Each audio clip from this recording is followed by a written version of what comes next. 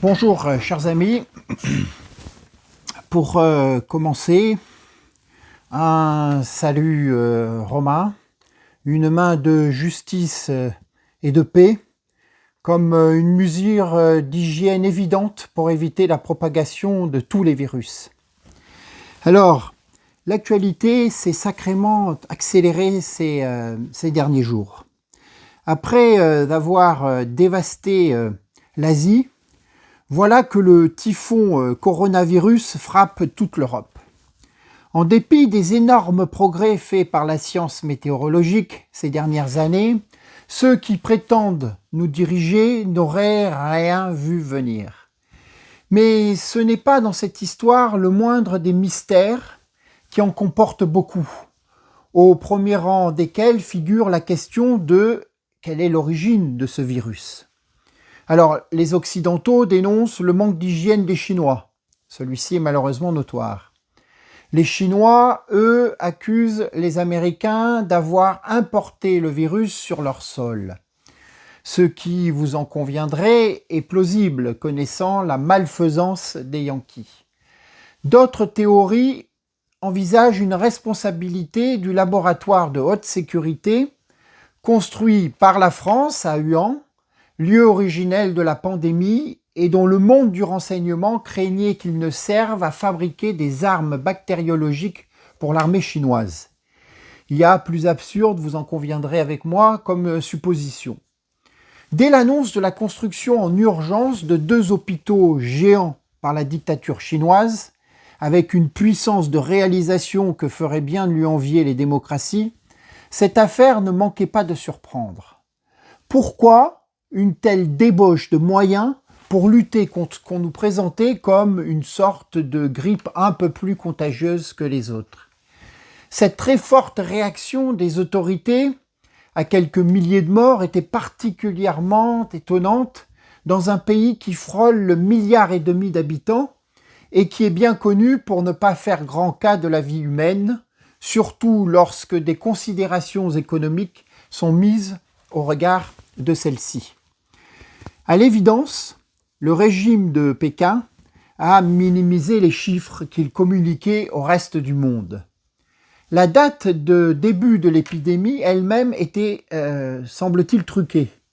Rentrant de Corée du Nord, où j'ai croisé de nombreux touristes chinois, en passant par Pékin, j'ai dû être hospitalisé 8 jours aux urgences à la mi-novembre, sans que les médecins ne trouvent trace dans leur sinistre catalogue du virus qui m'avait atteint. J'en suis aujourd'hui certain.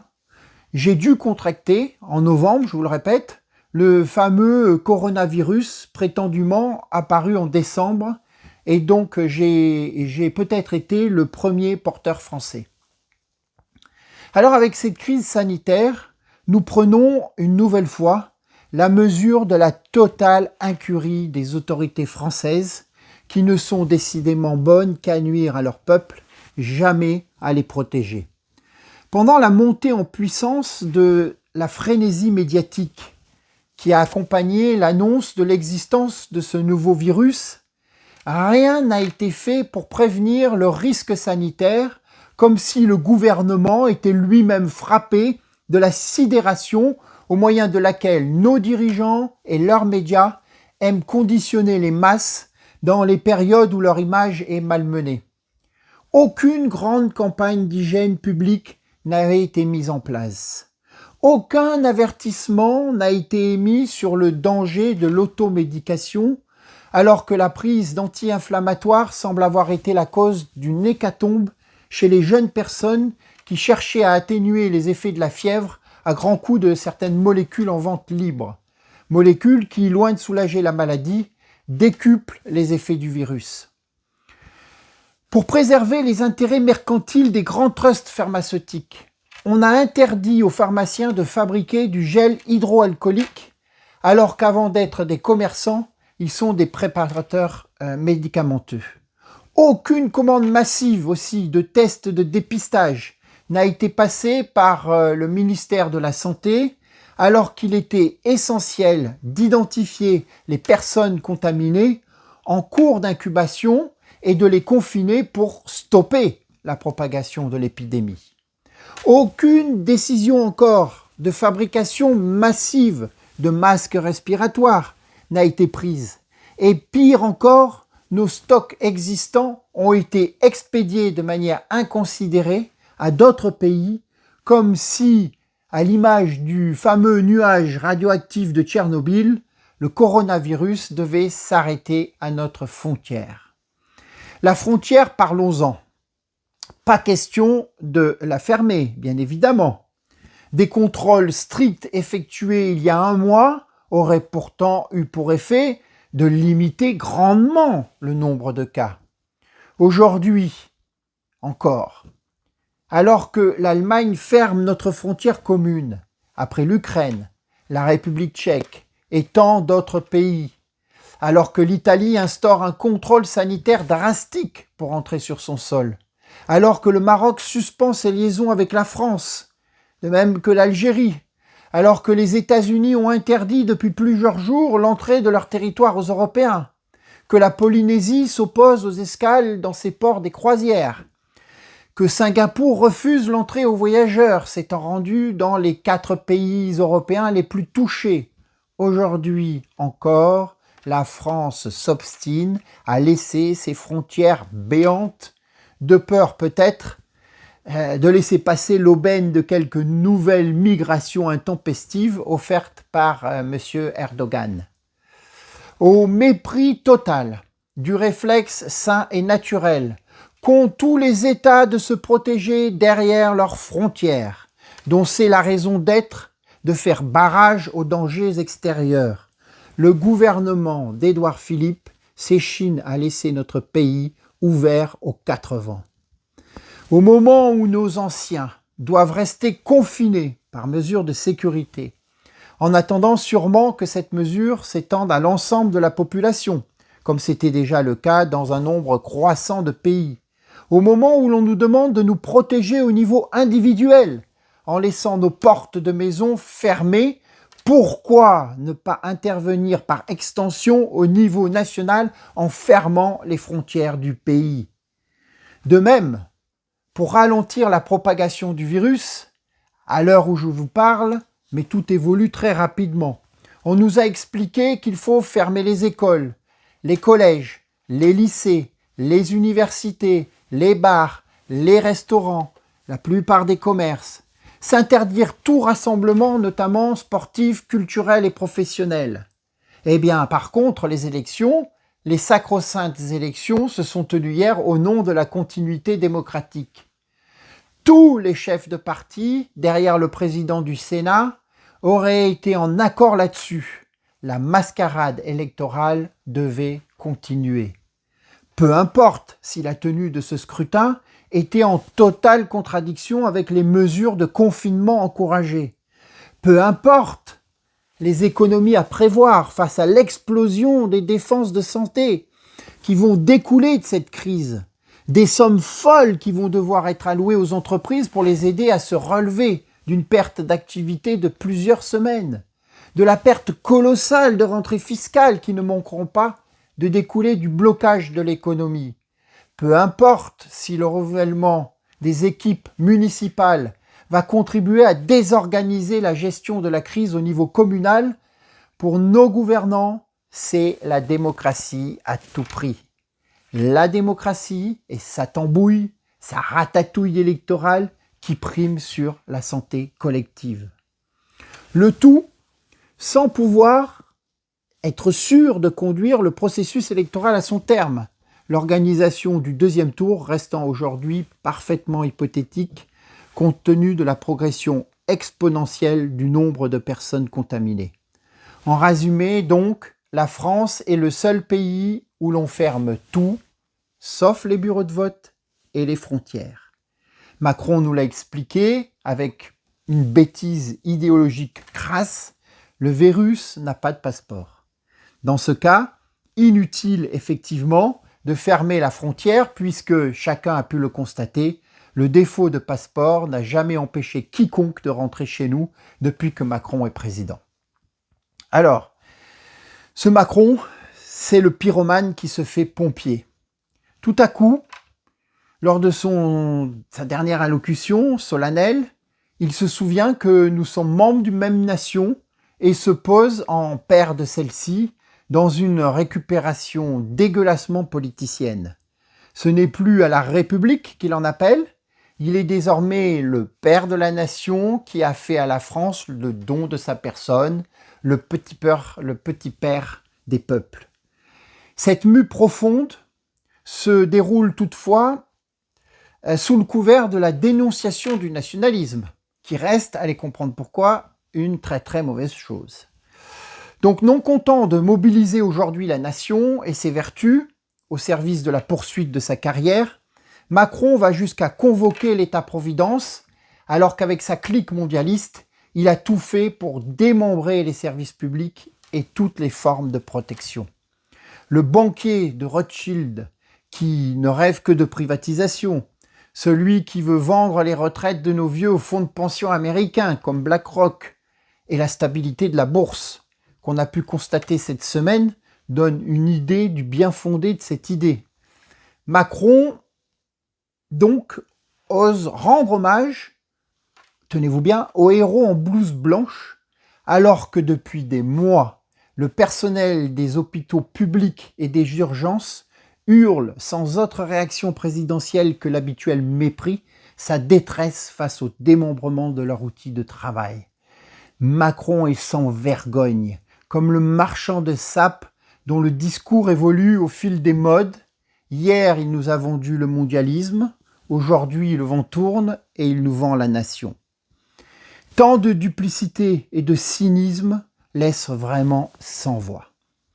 Dans son allocution, encore, il tenait à le faire savoir, tout en redécouvrant la nation, il n'oublie pas sa marotte, l'Union européenne, alors que cet édifice branlant, déjà mis à mal par le Brexit, est en train de s'effondrer. Quand les Italiens, débordés par la propagation du virus et l'afflux de malades, ont fait appel à la solidarité européenne, ils n'ont eu en réponse que du mépris. L'Italie, cette nation sœur qui nous a insufflé son génie civilisationnel à 2 reprises au cours de notre histoire, a dû se tourner, tenez-vous bien, vers la Chine, qui est sur le point de lui livrer 1000 appareils respiratoires, 20 000 combinaisons de protection, 100 000 masques de protection haute technologie, 2 millions de masques médicaux ordinaires et 50 000 tampons pour effectuer des diagnostics, ainsi que 9 médecins et techniciens formés dans la lutte contre le virus. Alors, l'Union européenne pour les grands profits de l'oligarchie, oui. Pour la solidarité entre peuples européens, que nenni. Mais ceci n'est pas nouveau. La Commission européenne a failli en tout, car ce machin, comme aurait dit l'autre, est le cheval de Troie du mondialisme, l'outil de sape et de destruction des nations historiques qu'on achemine vers une gouvernance mondiale au service des seuls intérêts des financiers apatrides. Depuis 50 ans, les politiques vendus à l'oligarchie ont démonté méthodiquement toutes les portes et les fenêtres. Il ne faut pas s'étonner si la tempête est entrée dans la maison France et si la barbarie et la chienlit progressent partout comme le chiandant et la mauvaise herbe.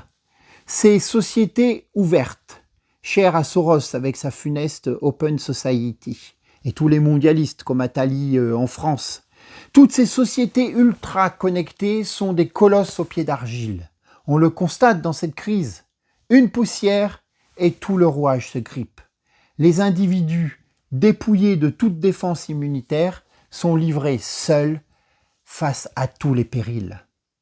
Alors, quelle attitude faut-il adopter devant autant d'incohérences et d'infos contradictoires et devant ces événements qui ont une fâcheuse tendance à nous échapper? Face à cette folie collective qui a atteint le pays légal, il faut que le pays réel garde son sang-froid. Il faut garder le calme des vieilles troupes. Alors que devons-nous faire? Il ne faut pas voir l'autre comme l'ennemi et le pestiféré. On ne se sauvera pas tout seul. En période trouble, de crise et de chaos, la meilleure des protections reste les liens permanents de famille, d'amitié et de ceux qui vous aiment et que vous aimez. Il convient de garder la tête froide devant l'avalanche d'informations et de décisions des pouvoirs publics. Soumis à des maîtres comme des esclaves, ils n'ont jamais défendu nos intérêts. Alors pourquoi faudrait-il aujourd'hui que cela change? Nous devons privilégier les informations et les conseils de nos médecins, des pharmaciens de famille. Renforcer les gestes basiques en matière d'hygiène relève du simple bon sens.